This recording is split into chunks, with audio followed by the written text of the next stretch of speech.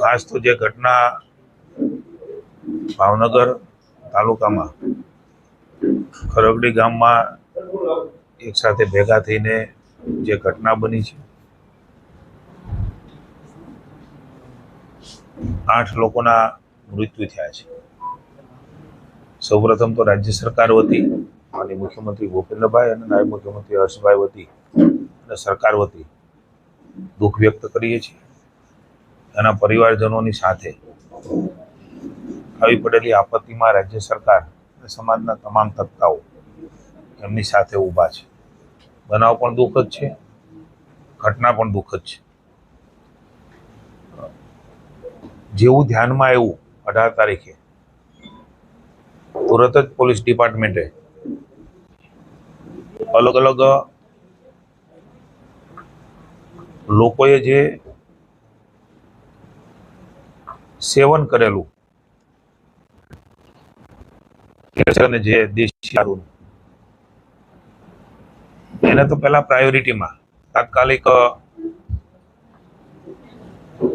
ગૃહમંત્રી અને નાયબ મુખ્યમંત્રીની સૂચનાથી પોલીસ વિભાગે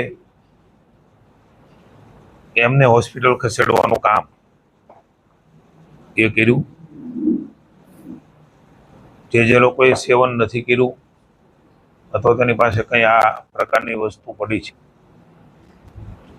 એમને પણ સૂચિત કરવામાં આવે. એસપી, કલેક્ટરશ્રી વગેરે દ્વારા આજની મળ્યા બેઠકની અંદર માનનીય મેયરશ્રી, જિલ્લા પંચાયત પ્રમુખશ્રી, માનનીય ધારાસભ્ય શ્રી ગૌતમભાઈ સેજલબેન, રેન્જ આઈજી શ્રી અસારીજી, એસપી, એસડીપીઓ અને અલગ અલગ પ્રકારના સૌ સંલગ્ન ડિપાર્ટમેન્ટો, સિવિલ હોસ્પિટલ સહિત આખો ક્યાસ કાઢીને કઈ પરિસ્થિતિમાં શું બીનું છે એની ચર્ચાઓ કરી છે.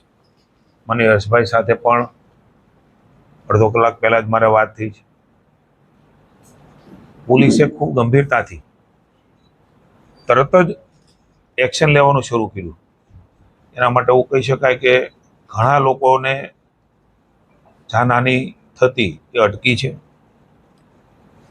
હાલમાં 19 લોકો સારવાર હેઠળ છે અને 16 લોકો સંપૂર્ણ સારવાર કરીને ડિસ્ચાર્જ થયા છે.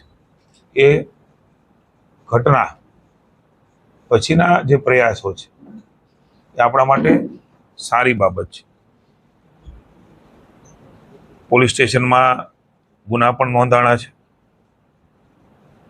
21 આરોપીમાંથી 13 આરોપીઓ એની અટક કરી છે અને 10 દિવસ સુધીના રિમાન્ડ મળવા એ પોલીસે કરેલી રિપોર્ટના આધાર ઉપર એ ફલિત થાય છે.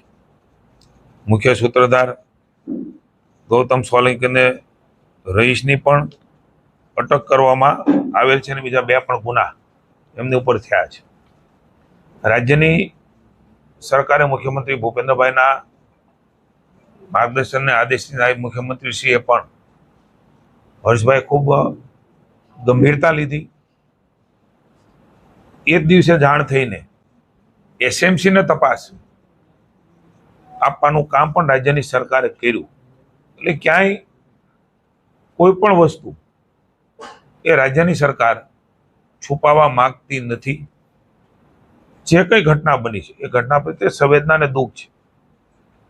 ઉચ્ચ કક્ષાએ સીધી તપાસના આદેશ એ પણ અપાણા છે.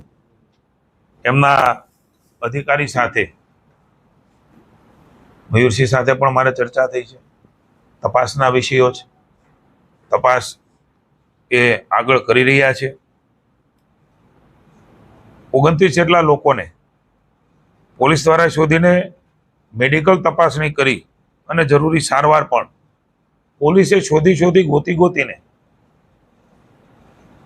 એના પરિવારના સ્વજનને તકલીફ ન પડે એના માટે થઈને હોસ્પિટલાઇઝ પણ એ પોલીસ દ્વારા જ કરવામાં આવ્યો છે. ખૂબ ઝડપથી રાત્રે 12 વાગ્યા સુધીમાં એ એક્શન પણ લીધા, લોકોને શોધી પણ કાઢ્યા. ક્યાં ક્યાં એમણે આ પ્રકારની ચીજ વસ્તુ આપી છે એ પણ ઝડપથી પાછી લઈ લીધી. કેટલાક લોકોના ધ્યાનમાં આવ્યું એટલે કેટલાક લોકોએ કદાચ ફોડી પણ નાખી હોય.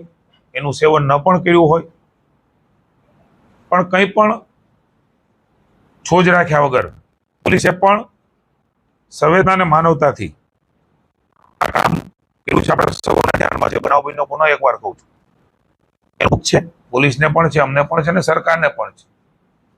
એ ઘટના ઉપરના એક્શનો પણ ખૂબ સખ્તાઈથી રાજ્યની સરકાર લેવા માંગે છે.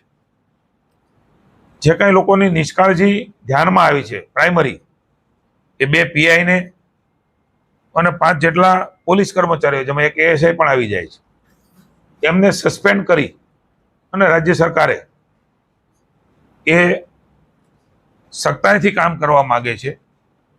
એ માટેનું પણ આ પગલું એ લીધું છે.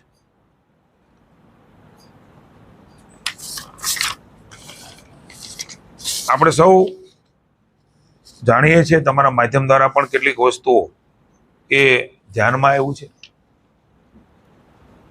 કે કોઈ પદાર્થો ભેળવીને આ પ્રકારનો વેચવાનું કામ જેમણે પણ કર્યું છે, હજી પણ SMC દ્વારા કડક હાથે કામ લેવાનું અને આ ઘટનાઓ દ્વારા શીખીને સખ્તાઈથી કોઈ પણ વ્યક્તિ આમાં સામેલ હોય, ચાહે આરોપી હોય, આરોપીને મદદ કરનાર હોય, અલગ અલગ રાજ્યમાં એના તાર હોય, તો એ રાજ્યમાં પણ જઈને સરકારે અને SMCએ કામ કરવા માટેની સરકારે અમને છૂટ આપી છે. ગંભીરતાથી આ વિષયને રાજ્ય સરકારે લીધો છે, નહીં તો કદાચ ન કરે નારાયણના મૃત્યુ આંક એ વધારે સંભાવનાઓથી થવાની. પોલીસે પણ એની ગંભીરતા લીધી, રાજ્ય સરકારે પણ લીધી, અને જેમાં જે લોકો સામેલ હતા એના પ્રાઇમરી જે ધ્યાનમાં આવ્યું છે એના ઉપર એક્શન પણ લીધા. હજી પણ તપાસના અંતે જે કંઈ બાબતો ધ્યાનમાં આવશે એ બાબતોમાં સરકાર કશી પણ બાંધછોડ કરવા માંગતી નથી.